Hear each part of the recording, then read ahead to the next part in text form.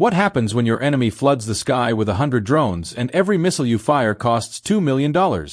You run out of missiles before they run out of drones. That's the math China and Iran are banking on. And the Pentagon's answer involves a beam of light. Here's what most people miss. The drone swarm problem isn't about a single drone. It's about economics. In Ukraine, Russia launched over 2,000 Shahed-136 drones in a single month in 2023. Each one cost roughly $20,000 to produce. The missiles used to shoot them down? $500,000 to $2 million each. That ratio, $20,000 threat, $2 million response, is the strategic trap the Pentagon is desperately trying to escape. And it's not just Ukraine. The Houthis used drone swarms to attack Saudi oil infrastructure in 2019, taking out 5% of global oil supply in a single strike. Iran has supplied drone technology to Hezbollah, to militias in Iraq, to virtually every proxy force in the Middle East theater. The drone swarm doctrine is simple. Overwhelm the defender's magazine. Force them to burn through expensive interceptors. Then hit the real target. It's a strategy that's working. So the question becomes, how do you stop a swarm when your missiles cost 100 times more than the threat you're shooting at? The answer the U.S. military is betting on: directed energy. Specifically, high-energy lasers. Let's talk hardware. HELIOS, high-energy laser with integrated optical dazzler and surveillance. Developed by Lockheed Martin for the U.S. Navy.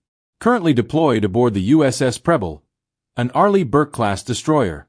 What makes HELIOS different from every laser program that came before it? Two things: power and integration.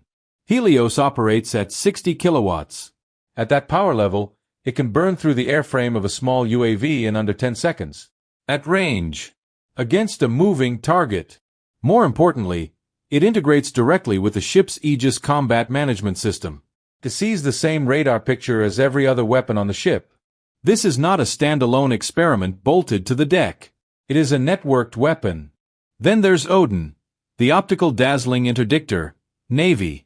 Lower power, around 10 kilowatts, but designed for a specific mission: blinding drone optics at range before they reach engagement distance. If HELIOS is the kill shot, ODIN is the electronic blindfold.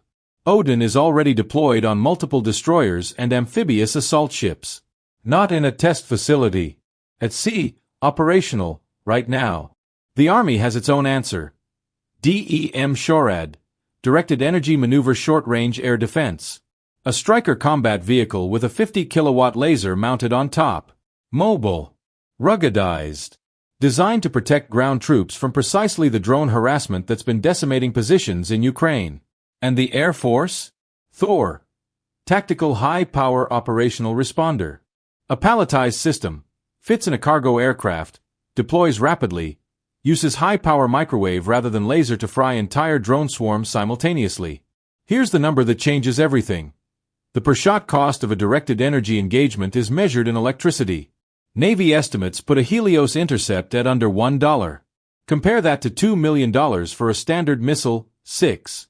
That's not a marginal advantage. That is a structural disruption of the entire drone swarm economic model. So how does this actually work? Let's get into the physics, because this is where most coverage gets lazy. A high-energy laser is a focused beam of photons, light, concentrated to the point where it deposits enough thermal energy to physically destroy a target. At 60 kilowatts, you're looking at localized heat exceeding 1,000 degrees Celsius on impact. It doesn't explode the drone. It melts it. Burns through the motor, the battery, the airframe, rendering it aerodynamically unstable. The drone doesn't detonate. It simply falls.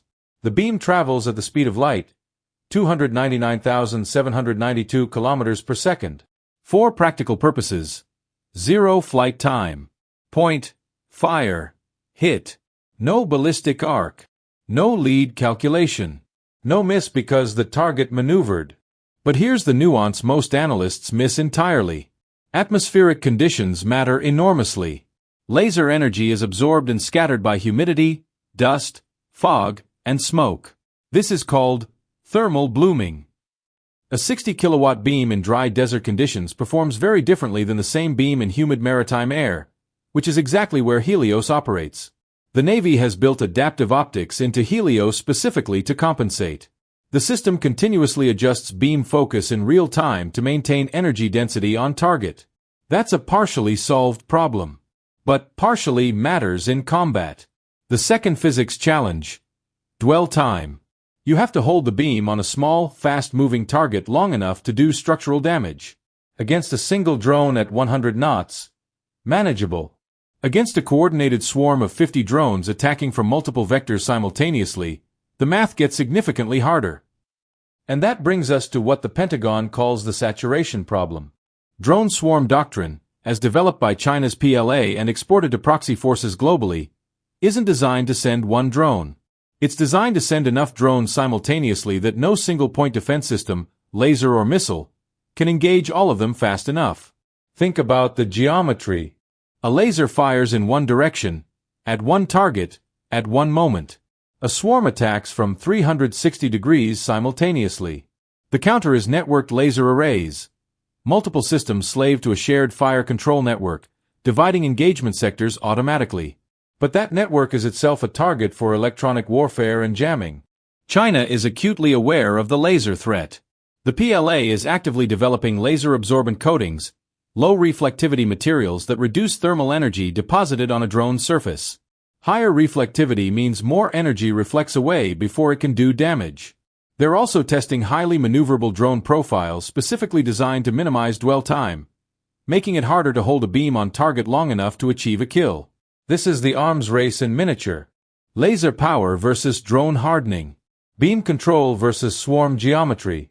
It is happening right now, and the outcome is not predetermined. Before we get to what this means for the Taiwan Strait, the Persian Gulf, and the Black Sea Theater, if this kind of analysis cuts through the noise for you, the subscribe button keeps it coming weekly. We break down what the defense contractor press releases won't tell you. Now, back to the strategic picture. Here's what directed energy actually changes at the strategic level. In a Taiwan Strait scenario, a U.S. carrier strike group faces a threat environment that includes Chinese anti-ship ballistic missiles, hypersonic glide vehicles, and, critically, mass drone saturation from PLA surface and air assets. The carrier's current point defense, Phalanx CIWS, RIM-116 rolling airframe missiles, was designed for a different threat era. Mass drone saturation can exhaust those magazines before the primary threats even arrive.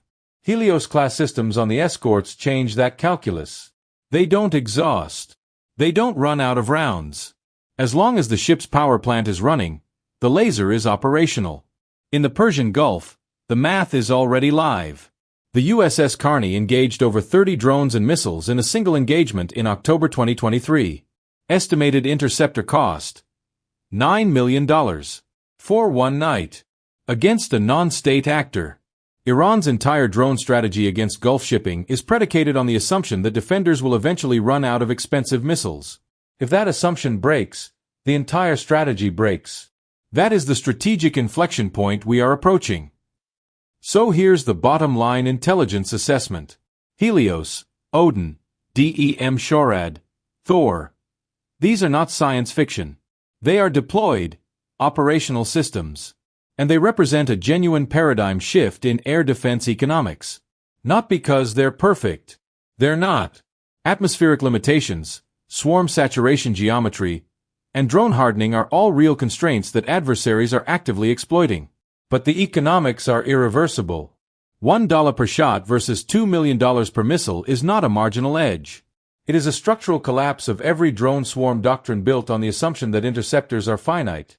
The current threshold, 60 kilowatts, is a starting point. The target for defeating hardened swarms at scale is estimated at 300 kilowatts or higher. Lockheed and Northrop Grumman both have scaling programs active. The power curve is predictable. The PLA knows this. The race to field effective drone hardening before U.S. directed energy scales to 300 kilowatts is happening in their labs right now. The window where drone swarms remain viable against U.S. naval assets is closing. The only question is whether it closes fast enough to matter when the scenarios that are coming actually arrive. That's the real stakes of directed energy. If this broke it down clearly, subscribe.